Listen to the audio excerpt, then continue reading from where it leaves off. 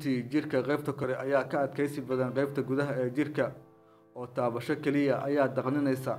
maxaad samoodaa dhaawaca kaa soo gaaraya qori aad ku muddo gudaha dhegta oo ah xubin jilicsan oo ka samaysan xuub yar oo hadduu dilaaco maqalkaaga khatar gelinaysa. isticmaalka cudbiga leh suufka wuxuu sababi karaa inaad weydo maqalka muddo dheer iyo infekshan.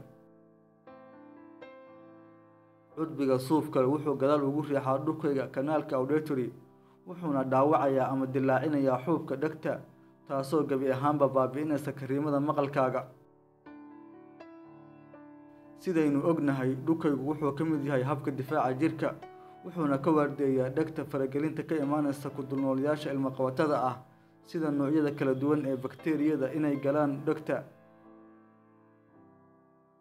saas beddelkeed haddaad dhegta ka dareemaysid cuncun waxaad ku shubi kartaa dhibco ah saliidda zaytuunka ama hydrogen peroxide oo awood u leh inay bannaanka u soo saaraan dhukayga.